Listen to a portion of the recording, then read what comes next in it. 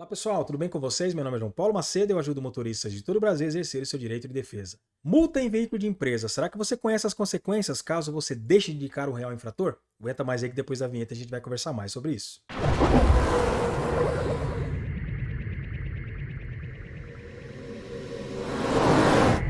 Pessoal, algumas informações iniciais importantes. Existem infrações de trânsito que são de responsabilidade exclusiva do proprietário do veículo. Alguns exemplos: licenciamento vencido, veículo que está com o sistema de iluminação e sinalização alterados, aquele pneu que atingiu ali o índice de desgaste, aquele veículo está com lâmpada queimada, enfim, várias outras infrações. E também temos infrações de trânsito que são de responsabilidade do condutor. São aquelas infrações por atos praticados decorrentes ali da direção do veículo. Exemplos: aquele condutor que está sem cinto de segurança, está falando ao telefone celular, realiza uma ultrapassagem proibida, um retorno proibido, avança o sinal vermelho. Veja, são infrações que ocorreram na direção do veículo, sendo que o proprietário não tem nenhuma relação com isso, a menos que sejam aí a mesma pessoa. Mas quando falamos em veículos de empresa, como que funciona essa questão da indicação do condutor infrator? Nesses casos das infrações que ocorreram ali na direção do veículo, não houve a abordagem, o órgão de trânsito envia uma notificação para o endereço do proprietário do veículo, no caso para a empresa. Essa notificação vem ali informando acerca da infração e dando ali um prazo mínimo de 30 dias para que essa empresa realize a indicação do real infrator. Mas digamos que essa empresa opta por não indicar o condutor. Desta forma, por ela não ter habilitação, porque a empresa não tem CNH, e também por aquele funcionário, aquele condutor, não ter sido indicado, ele também não vai sofrer essa pontuação no seu prontuário, será que fica de graça? Será que não há nenhuma consequência? Pessoal, o legislador, pensando em situações como estas, ele incluiu um dispositivo no Código de Trânsito Brasileiro dizendo o seguinte: no caso de veículo de empresa, passado ali o prazo para a indicação do real infrator, e isso não tenha ocorrido, a empresa deve pagar o valor da multa originária e mais 2 vezes o valor dela. Vamos entender? Imagine a seguinte situação: o funcionário da empresa pega o veículo e está conduzindo ali sem cinto de segurança. Essa infração está prevista no artigo 167 do CTB, é de natureza grave, atribui 5 pontos ao prontuário e tem com penalidade de multa no valor de R$ 195,23. Ao receber essa notificação, caso a empresa deixe de indicar o real infrator, ela vai ter que pagar o valor da multa originária, que é de R$ 195,23, e mais 2 vezes o valor dela, ou seja, aproximadamente R$ 400 da multa NIC, a multa por não identificação do condutor infrator. Então veja que o legislador pensou numa forma de penalizar a empresa, neste caso com o bolso. Você pode até não indicar o condutor, mas vai ter que pagar por isso. E aqui eu citei um exemplo de uma multa que não tem fator multiplicador. Mas temos que lembrar que algumas infrações de trânsito, elas possuem fator multiplicador, vezes 5, vezes 10, vezes 20, a depender da situação. Um outro exemplo, infração do artigo 191 do CTB, que é por forçar passagem entre veículos. Essa multa é de quase R$ 3.000. Caso ela ocorra, não houve abordagem, a empresa deixa de indicar o real infrator, ela vai ter que pagar, além dos R$ 3.000, mais quase R$ 6.000 por conta da multa NIC. Então veja que essa brincadeira pode acabar não saindo barato. Mas hoje, pessoal, diga-se de passagem, está ainda melhor, porque a legislação teve alteração e definiu que deve ser 2 vezes o valor da multa originária. Antigamente não era só isso não, tá? Era o número de vezes que aquela infração ocorreu nos últimos 12 meses. Isso podia chegar até valores astronômicos. Então, digamos que ficou um pouquinho melhor, né? Mas agora que você já sabe das consequências, caso você deixe de indicar o real infrator, você que é proprietário de uma empresa que tem uma frota de veículos, fica aquela pergunta: e aí, será que eu posso recorrer dessa multa por não identificação do condutor infrator ou será que eu devo só pagar ela? Pessoal, a regra é a mesma.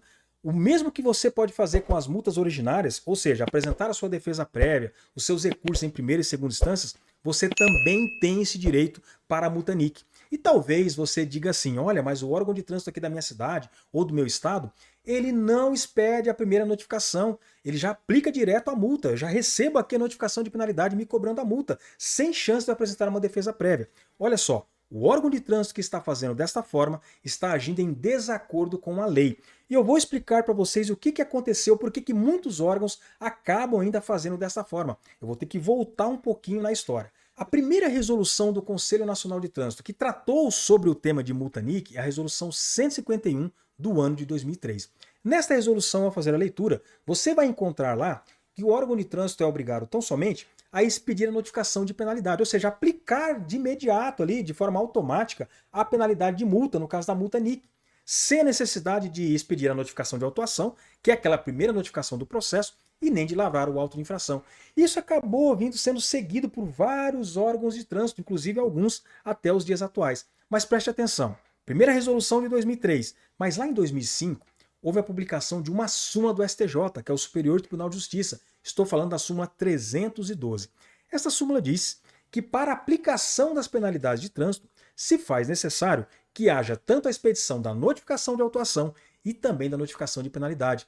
Mas ainda que com a publicação desta súmula, muitos órgãos acabaram cumprindo as normativas do Conselho Nacional de Trânsito. E nos dias atuais, eu estou gravando esse vídeo aqui em agosto de 2024, existe uma resolução no CONTRAN, que é a 710 de 2017, que é a que está vigente e que trata sobre a multa NIC. Esta resolução, embora esteja valendo, ela está desatualizada. Entenda, primeiro porque existe essa súmula desde 2005, e segundo porque em meados do ano de 2020, 2021, voltou a ter muitos questionamentos a respeito da aplicação da multa NIC sem que o órgão de trânsito lavrasse o auto de infração e realizasse a expedição da notificação de autuação, podendo dar ali àquele proprietário de veículo a oportunidade de se defender, apresentar a sua defesa prévia. E mais uma vez o STJ teve que se manifestar, desta vez por meio da fixação do tema 1097, reafirmando a obrigatoriedade da expedição tanto da notificação de autuação como também da notificação de penalidade. E para poder fechar tudo isso, pessoal, no ano de 2021, houve a publicação da Lei 14.229. Essa lei fez algumas alterações no Código de Trânsito Brasileiro.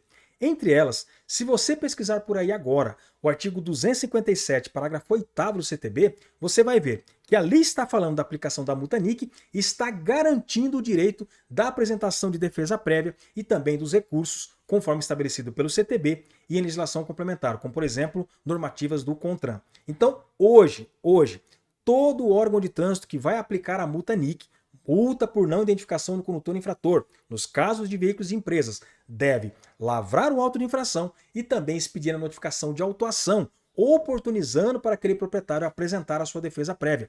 Não pode expedir diretamente, automaticamente, a notificação de penalidade, que é a segunda notificação do processo, aquela que já vem ali cobrando a multa. Não pode fazer isso, porque se fizer, está cerceando o direito de defesa daquela empresa, daquele proprietário de veículo.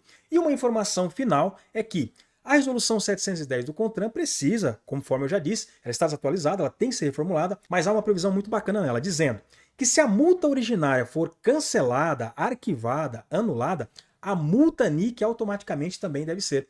Lembra aquele exemplo que eu trouxe da multa de estar transitando ali, conduzindo sem cinto de segurança? Se por meio de recursos ela for anulada, for cancelada, a multa NIC também deve ser. Não deve ser cobrada, ou se já tiver sido cobrada, deve ser restituída. Bom, pessoal, então é isso. A você que é empresário, que tem uma frota de veículos por aí, fique muito atento. Você até pode não indicar o real infrator, mas saiba que quem vai pagar é o seu bolso, beleza? Eu espero que vocês tenham gostado desse vídeo. Se sim, eu peço que você me ajude. Deixe o teu like, se inscreve aqui no meu canal, ative as notificações que aqui tem vídeo novo toda semana. E eu também te convido a me seguir nas outras redes sociais, porque por lá eu procuro trazer conteúdos diários, seja no feed, no story, tudo para poder fazer você entender o nosso querido trânsito de uma forma muito mais fácil. Eu vou ficando por aqui, grande abraço, até o próximo vídeo e valeu!